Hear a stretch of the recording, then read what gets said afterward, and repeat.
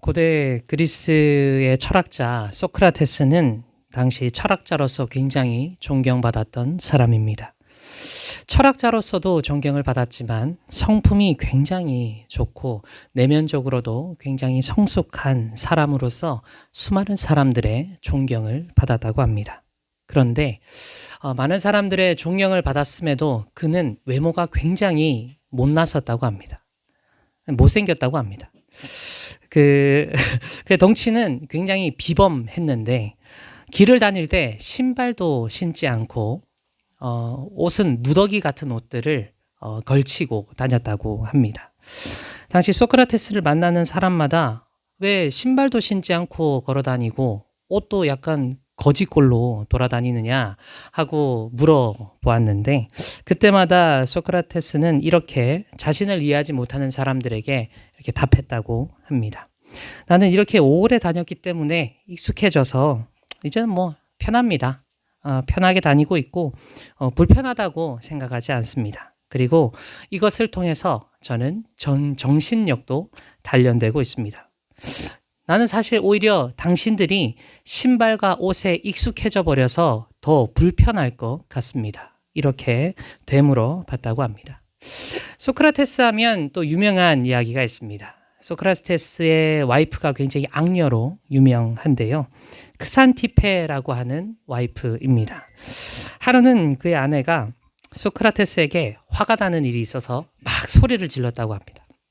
아이고, 어떻게 이럴 수 있어? 이렇게 막 소리를 막 지르고 막 화를 내고 있는데 그것을 듣던 소크라테스가 별 말도 없이 묵묵히 그 말을 듣고 있었습니다.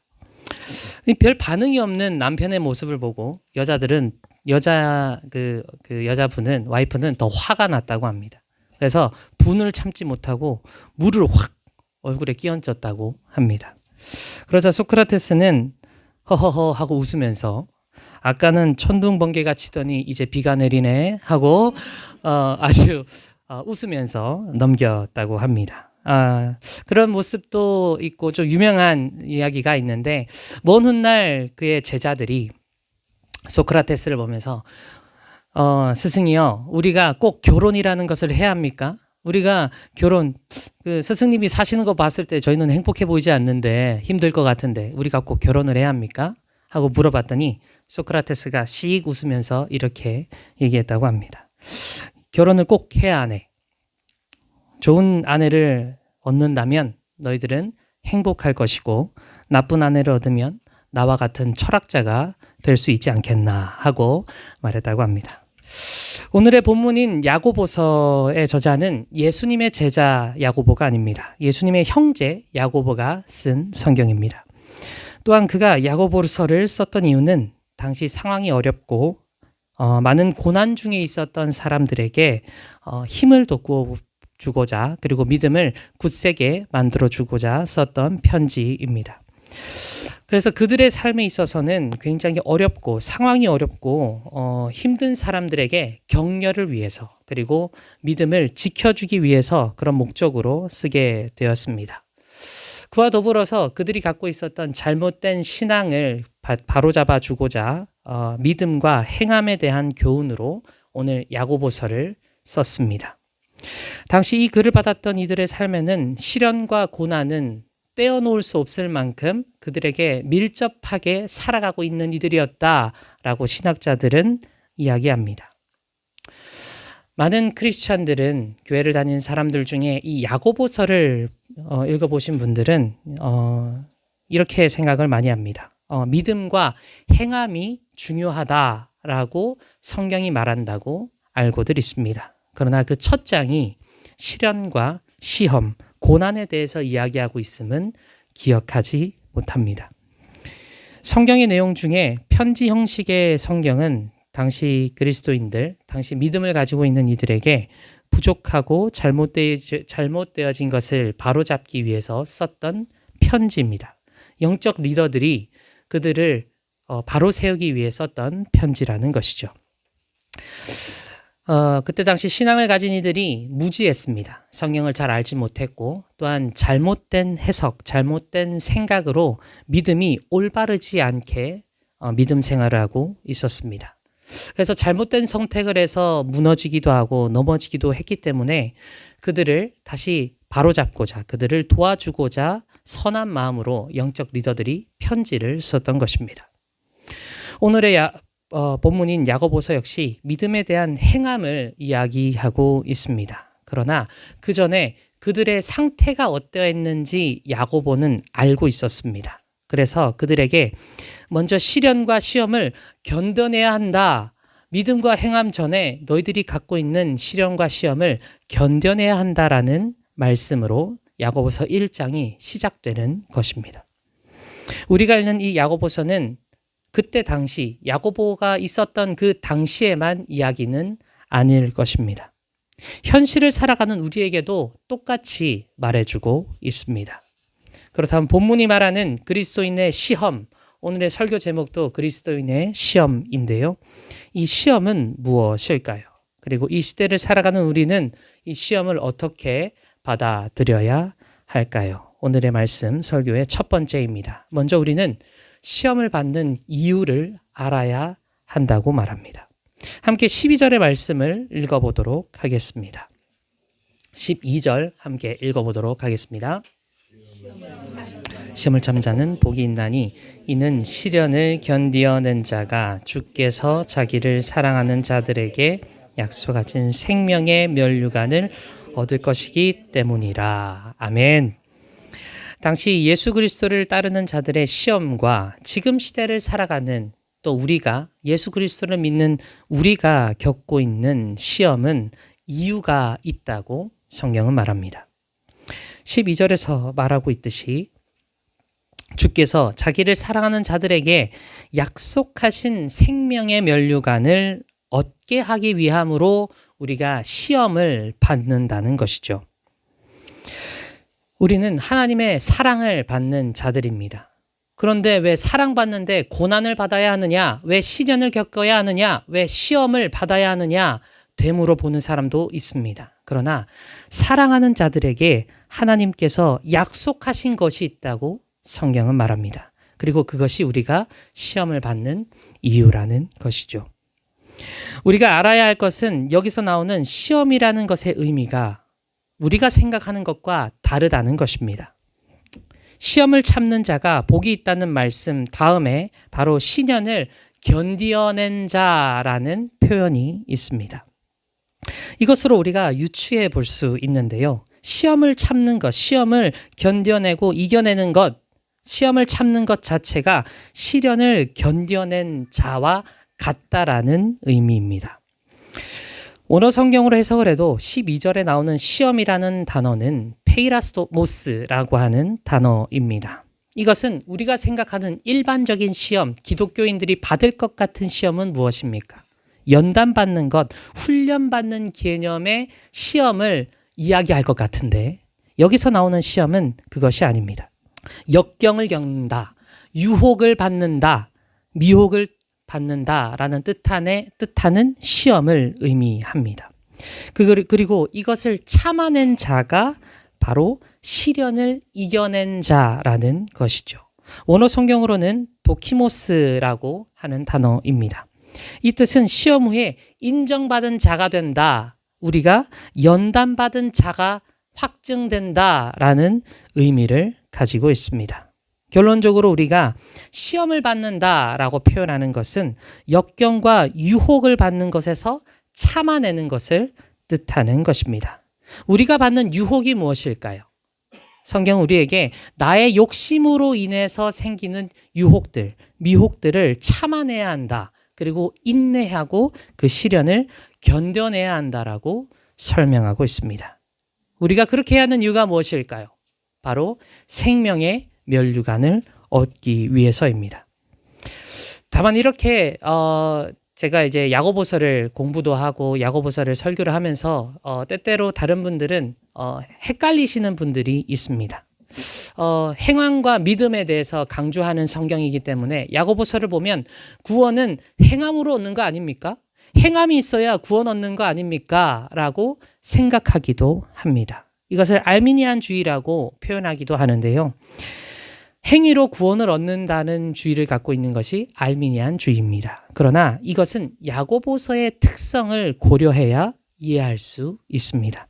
설명을 조금 더 제가 해드리고 넘어가자면 당시 그리스도인들, 당시 믿음을 가진 이들에게는 경건하지 못한 삶을 살았습니다. 그런 부자들이 있었습니다. 그리고 일부 성도들은 형식적으로만 신앙생활을 했다고 합니다. 그리고 성도 간의 교제도 단절이 되고 율법적인 행위만 있고 영적인 행함이 희미해져 가 있었다고 합니다. 그래서 그들의 행위로 인해서 그들의 믿음은 점차 깨어져 갔고 행함이 없는 믿음으로 바뀌어 가고 있었죠. 그리고 수많은 사람들이 실족해서 교회를 떠나가게 되었습니다. 그들이 갖게 되는 잘못된 믿음 그리고 잘못된 오해로 인해서 그들은 점차 믿음을 잃어가는 상황에 맞닥뜨리게 되었고 그것을 알게 된 야고보가 그들에게 극적으로 표현하는 아주 극단적으로 표현해서 행함을 강조하고 있는 것입니다. 바울이 말한 믿음으로 구원을 얻는 것 그리고 야고보의 행함을 강조하는 이야기가 뭔가 상충되고 반대되는 의미처럼 받아들일 수 있습니다. 그러나 이것은 같은 방향을 바라보는 이야기입니다. 구원을 얻는 것은 물론 믿음으로 구원을 얻습니다. 행함이 아니라 주님께서 주시는 선물로 우리는 구원을 얻습니다. 그러나 그 구원받은 우리의 모습이 어떻게 변화가 되느냐? 행함으로 드러나게 된다는 것이죠. 그래서 이 두 가지 주장은 따로 떼서 생각하는 것이 아니라 함께 가는 주장이라고 생각이라고 생각해 주시기 바랍니다. 그렇게 행함에 대해 중요성을 이해하고 싶었던 야고보는 시련과 유혹, 역경은 우리에게 지금 있지만 그것을 뛰어넘어서 그 시련을 뛰어넘고 시험받는 자로서 견뎌낸 자가 되고 우리가 온전한 믿음의 형태를 가지기를 원했던 것입니다. 이것은 지금 시대를 살아가는 우리들에게도 똑같이 질문되고 똑같이 적용되는 말씀입니다. 사실 지금 시대는 과거보다 더 많은 유혹과 시련이 우리 앞을 가로막고 있습니다. 너무나도 많은 사람들이 그 시험을 견뎌내지 못하고 시련에 굴복하여 세상의 방법대로, 세상의 뜻대로 살아가는 이 시대를 우리가 함께 살아가고 있는 것입니다. 물론 우리 선한목자교회, 우리 이곳에 함께 하시는 여러분들은 시련과 시험을 이겨내고 견뎌낸 자라고 믿습니다. 그래서 저는 여러분께 감사함을 전합니다. 우리는 시험을 참아내고 시련을 견뎌내는 자로 살아야 할 이유가 있습니다. 그것이 바로 오늘이 말한 그리스도의 시험을 아는 것, 그리고 이유를 아는 것. 우리가 그 시험을 받는 이유가 무엇인지 생명의 면류관을 얻는 것. 이것이 바로 첫 번째입니다. 그렇다면 두 번째는 무엇일까요? 두 번째는 시험의 본질이 무엇인지를 아는 것입니다. 우리 앞에 있는 시험이 어떤 것인지를 알아야 우리는 그 시험이 어떤 것인지 깨닫고 이겨낼 수 있습니다. 시험이 뭔지도 모르는데 어떤 사람이 시험장을 들어가서 시험을 치는데 내가 무슨 시험을 치는지 모르고 들어가면 합격할 수 있을까요? 합격하지 못할 것입니다. 오늘의 말씀 14절과 15절을 함께 읽어보도록 하겠습니다. 시작. 오직 각 사람이 끌려 미혹됨이니 욕심이 잉태한즉 죄를 낳고 죄가 장성한즉 사망을 낳으니라. 아멘. 당시를 살아가던 그리스도인들과 지금을 살아가는 우리 역시 시험을 받으며 살아가고 있습니다. 그러나 그 시험은 다른 것이 아닙니다. 바로 나 자신의 욕심에 끌려 미혹되는 사실을 이 시험이라고 표현합니다. 그리고 그 욕심의 끝이 무엇입니까? 그 끝은 바로 사망입니다. 성경은 우리에게 욕심의 끝, 죄의 끝은 결국 사망을 낳는다고 말하고 있습니다. 시험이라는 것이 얼마나 무서운지 우리는 다시 생각해 보아야 합니다. 그리고 우리가 헷갈리지 말아야 할 것이 있습니다. 그것은 우리가 받는 시험이 미혹을 받는 것인지, 죄에 대한 유혹을 받는 것인지, 아니면 나를 연단하기 위한 훈련으로서 받는 시험인지 구별해야 된다는 것입니다. 오늘 본문 13절을 함께 보시면 좀 이해하기 어려운 말이 나옵니다. 함께 읽어볼까요? 시작. 사람이 시험을 받을 때에 내가 시험을 받지도 아니하시고 아무도 시험하지 아니하시느니라. 아멘. 13절에서 시험이라는 단어가 총 4번이나 나옵니다. 그러나 여기에서 나오는 시험은 2절, 9절의 시험의 12절에 나오는 시험, 페이라스모스라는 단어와 다른 단어로 사용됩니다. 페이라조라는 단어로 사용되는데 단어를 아실 필요보다 다른 단어를 쓰고 있구나 이렇게 생각하시면 되겠습니다. 우리가 흔히 자주 이야기하는 시험 받는다, 우리가 시험 중에 있다, 연단받는 시험 중에 있다라는 그때 사용하는 시험을 의미합니다. 주기도문 마지막 문장에 우리를 시험에 들게 하지 마시옵고 할 때 그 시험도 똑같은 페이라조라는 단어입니다. 이 단어는 시험의 복합적인 뜻을 모두 가지고 있는 단어를 뜻합니다. 이 단어의 뜻은 시험하다, 인내하다, 유혹하다, 훈련하다, 이 모든 뜻을 가지고 있는 시험이라는 단어입니다. 이 단어는 우리가 받는 시험과 유혹, 미혹을 받는다고 할 때, 그리고 우리가 여러 가지 연단받는 시험 모두 그 의미를 사용할 때 쓸 수 있는 단어로서 모든 종류의 시험을 함축적으로 가지고 있는 단어입니다. 13절에 나오는 4개의 시험 중에 다른 한 단어가 있습니다. 무엇인지 아시나요? 하나님께서 시험받지 않으신다라는 문장의 시험은 또 다른 시험의 단어가 사용됩니다. 총 3가지의 시험에 다른 단어가 있다는 것이죠. 이 단어는 아페이라스토스라는 단어입니다. 굉장히 발음이 어렵습니다. 저도 좀 어렵네요. 그 자체의 뜻이 유혹할 수 없는, 시련받지 않는 자, 않는 분이라는 뜻을 가지고 있습니다.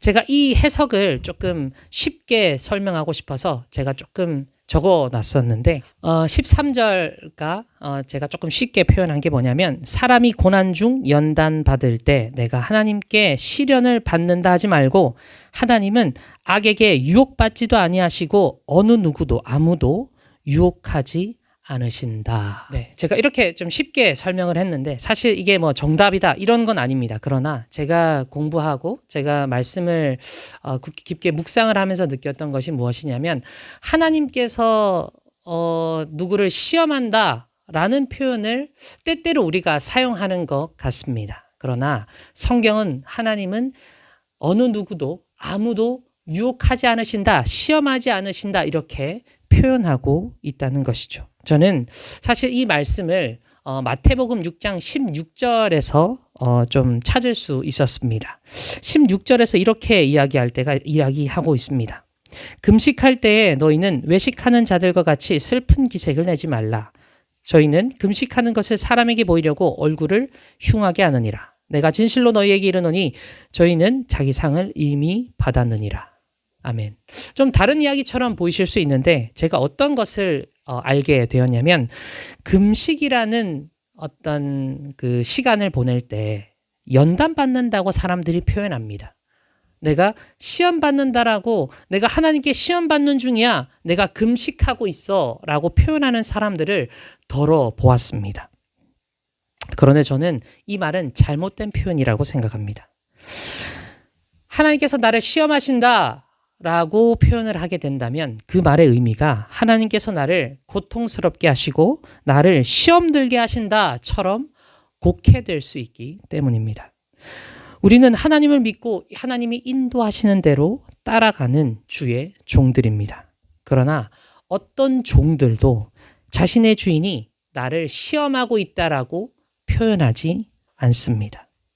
우리 역시 하나님께서 우리를 고난 중에 놔두실 때 그 일을 하나님께 시험받고 있다라고 표현하지 말고 내가 연단받는 중이다, 내가 시험 속에 있다라고 표현할 수는 있습니다. 그러나 하나님께 시험받는다라고 표현하지는 않았으면 좋겠습니다.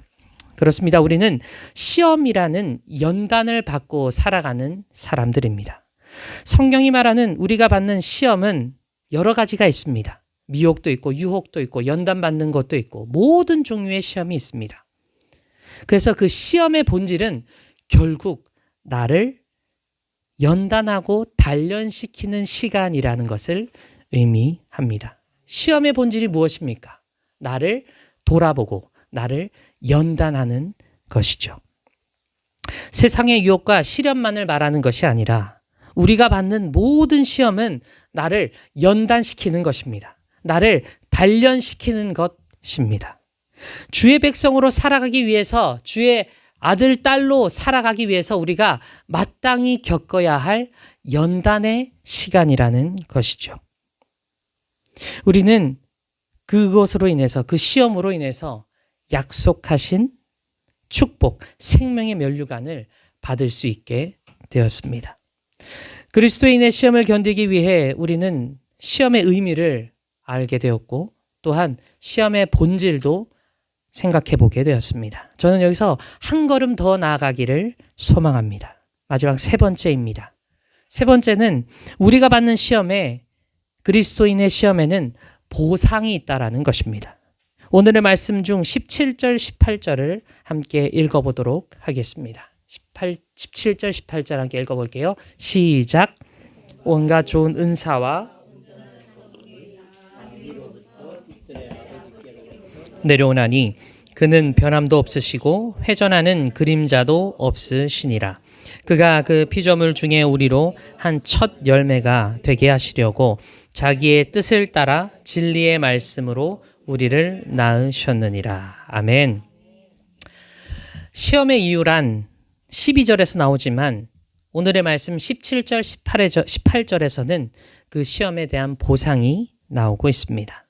먼저 온갖 좋은 은사를 받는다고 합니다. 그리고 온전한 선물이 하나님께로부터 온다라고 설명하고 있습니다.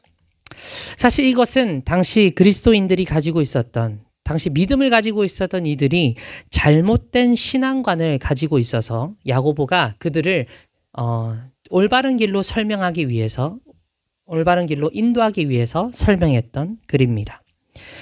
행함이 없는 믿음으로 단지 물질적인 풍요로움을 원했던 그들이 생각하는 보상은 하나님으로 받는 보상이 아니라 다른 이들로부터 도움을 받는 것, 물질적으로 도움받는 것을 보상이라고 생각했기 때문입니다. 그러나 그들에게 정말로 필요했던 보상은 무엇일까요? 그것은 은사였습니다. 그리고 하나님의 온전한 선물이었습니다. 그들은 세상으로부터 보상받기를 원했지만 하나님께서는 그들을 보상 주기를, 하늘로부터 오는 보상을 주기를 원하셨습니다.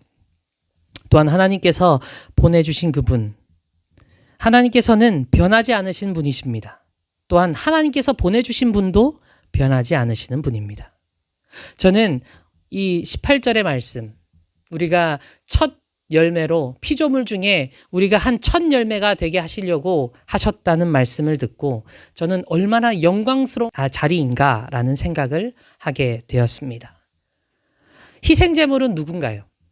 예수 그리스도입니다. 그러나 우리에게도 첫 열매가 되게 해주겠다고 말씀하고 계십니다. 예수님처럼, 예수님과 같이 하나님의 아들이신 분은 대표로서 대단한 자리에 올라가실 수 있지만 나처럼 낮은 자가 우리가 첫 번째 열매가 될 수 있을까요? 하나님께서 될 수 있다라고 말씀하십니다. 그렇습니다. 인간이 생각하는 보상은 물질적인 보상입니다. 그러나 성경은 우리에게 또 다른 보상을 알려주고 있습니다. 세상도 우리에게 유혹할 때 보상을 주겠다고 이야기합니다. 심지어 많은 보상을 주겠다고 우리를 유혹합니다. 누군가에게는 내가 명예를 줄게, 누군가에게는 내가 다른 사람에게 인정받게 해줄게, 또 누군가에게는 권력을 얻게 해줄게, 다른 사람보다 위에서 다른 사람들을 좌지우지할 수 있게 내가 권력을 줄게, 또 누군가에게는 내가 수많은 엄청난 부귀를 돈을 줄게 라고 보상을 주겠다고 유혹합니다. 그런데 이러한 세상의 유혹은 우리의 힘만으로는 이겨낼 수 없습니다. 저는 감히 불가능하다고 말하고 싶습니다. 인간이 세상의 유혹을 이길 힘이 있을까요? 인간 스스로 세상이 주는 유혹과 미혹을 이겨낼 수 있을까요? 특히나 돈에 대해서는 너무나도 많은 사람들이 무너지고 넘어지는 것을 우리는 보았습니다. 왜냐하면 우리가 원하는 욕구들은 돈으로 모두 해결될 수 있을 것처럼 보이기 때문입니다. 우리가 가지고 있는 욕구들은 돈으로 다 해결될 것 같습니다. 돈만 많으면 돈이 수십억, 수천억, 수조의 돈이 있으면 내 모든 욕구가 다 해결될 것이라고 인간은 생각합니다. 미국 철학자이자 심리학자로 유명한 아브라함 매슬로우라는 학자가 있습니다. 이 학자가 인간의 욕구 5단계, 5단계를 논문을 쓴 적이 있는데 앞에 보시면 사진이 이렇게 뜹니다. 가장 밑에부터 욕구가 올라가는데 올라갈수록 이렇게 밑에 게 채워지면 위로 올라가고 싶어하는 인간의 욕구를 설명하고 있습니다. 가장 먼저는 생리적 욕구가 있다고 합니다. 먹고 살고 그러니까 기본적인 우리가 살아갈 때 필요한 욕구들을 가장 먼저 사람의 욕구로 잡습니다. 그런데 이게 채워지고 나면 내가 안전해야 한다라는 안전의 욕구. 그래서 따뜻한 집 또는 보호될 수 있는 어떤 천막 같은 거처 이런 것들을 안전 욕구로 두 번째로 세워지게 됩니다.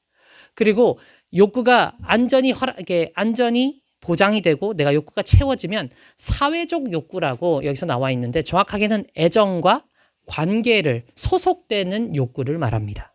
사람이 이제 안전해졌다 이러면 누군가에게 사랑을 받고 싶어 합니다. 그리고 어디에 소속되고 싶어 합니다.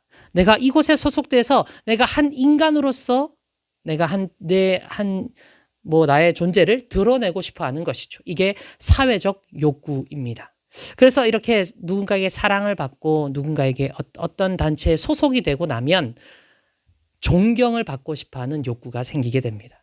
인간이 점차 욕구가 올라가게 됩니다. 이제 존경을 다른 사람한테 받았습니다. 내가 이제 존경을 받게 되면 마지막으로는 내 자아 실현을 욕구로 마지막 욕구는 내 자아 실현입니다. 이 5가지를 이 매슬로우라는 학자가 인간의 5욕구라고 5단계 욕구라고 이야기하고 있습니다. 이게 순차적으로 인간의 욕구로 나타나는 것이죠. 대부분 사람들은 돈이 많으면 이 모든 것이 해결될 수 있다라고 채워질 수 있을 것이라고 생각합니다. 몇 가지는 채워질 수도 있을 것 같습니다. 그런데 실제로 인간은 모든 것이 돈으로 채워지지 않습니다. 이렇게 이해하고 싶습니다. 많은 돈이 있다면 집은 살 수 있습니다. 그러나 가정은 살 수 없습니다. 돈으로 빵과 떡, 밥, 음식을 사서 배불리 먹을 수 있지만 영적인 허기짐은 채울 수 없습니다. 돈으로 사람을 부리고 일꾼으로 쓸 수는 있습니다. 그러나 진정한 사랑을, 진정한 관계를 살 수는 없습니다. 이처럼 돈은 모든 것을 해결해 줄 수 없습니다. 그러나 우리는 돈이 많으면 모든 게 해결될 것이라고 오해합니다. 왜 그럴까요? 왜 우리는 돈 또는 이런 것들에게 무너질 수밖에 없을까요? 세상이 우리에게 계속해서 이야기하고 있기 때문입니다. 세상은 우리를 유혹하면서 우리에게 이렇게 속삭입니다. 너가 돈이 많으면 너 뭐든지 할 수 있어. 너가 권력을 가지면 너가 어떤 것도 될 수 있어. 너가 모든 것을 가지게 되면 너는 가장 완벽한 존재가 될 거야. 너는 신과 같은 존재가 될 거야. 라는 유혹을 계속해서 던집니다. 이 유혹은 누가 받았을까요? 인류는 처음부터 이 유혹을 받았습니다. 아담과 하와 때부터 지금까지 계속해서 받습니다. 인간은 신과 같이 되려고 하는 교만이 생기고 만 것이죠. 우리는 이 죄로부터, 이 욕구로부터 벗어나야 합니다. 이겨내야 합니다. 그래서 우리는 시험을 이겨내서 견디어낸 자가 되어야 합니다. 오늘의 본문에서 우리는 변하지 않는 하나님을 만날 수 있습니다. 그리고 하나님의 보상이 우리를 기다리고 있음을 기억해야 합니다. 우리는 그 보상과 함께 시험을 참아내고 시련을 견뎌내었을 때 우리를 사랑하시는 주님께서 주시는 생명의 면류관을 받을 수 있게 됩니다. 이 이상 뭐가 필요합니까? 이 생명의 면류관 말고 우리 구원받는 것 말고 어떤 게 더 필요하십니까? 이렇게 여쭤보고 싶습니다. 세상이 우리에게 줄 수 있는 것보다 하나님이 우리에게 주시는 것이 더 작을까요? 그렇지 않습니다. 절대로 그렇지 않습니다. 하나님께서는 우리에게 물질적인 것을 채워주실 수 있을 뿐만 아니라 우리의 영혼마저 구원해 주실 수 있습니다. 우리는 이러한 하나님 아버지를 믿는 자들입니다. 그리고 하나님 아버지의 아들, 딸이 되었습니다. 짐 엘리엇 선교사는 이러한 말을 했습니다. 영원한 것을 위해서 영원하지 않는 것을 버리는 사람은 결단코 어리석은 자가 아니다. 영원한 것. 우리가 영원한 삶을 위해서 살아가는데 이 세상에 썩어 없어질 것, 영원하지 않은 것을 버린다고 해서 그것을 쫓아가지 않는다고 해서 어느 누가 우리를 어리석다고 표현할 수 있을까요? 우리는 어리석은 자가 되면 안 됩니다. 말씀을 마무리하려고 합니다. 그리스도인들에게 주어지는 시험은 나쁜 것이라고 말할 수 없습니다. 우리가 받는 시험 중 그 시험은 우리를 연단하게 하는 시험입니다. 그래서 우리는 어떠한 마음가짐으로 시험을 치러야 할까요? 우리가 어떤 마음으로 그 시험에 들어가야 할까요? 우리는 견디어내는 자가 되어야 합니다. 시험과 시련을 이겨내고 참아내는 사람만이 견디어낸 자라는 호칭을 받을 수 있습니다. 우리 앞에 놓여진 시험을 참아내고 이겨내서 견뎌낸 자로 주님 앞에 온전히 서는 모든 선한 목자 교회 성도 여러분 되시기를 주님의 이름으로 축원합니다.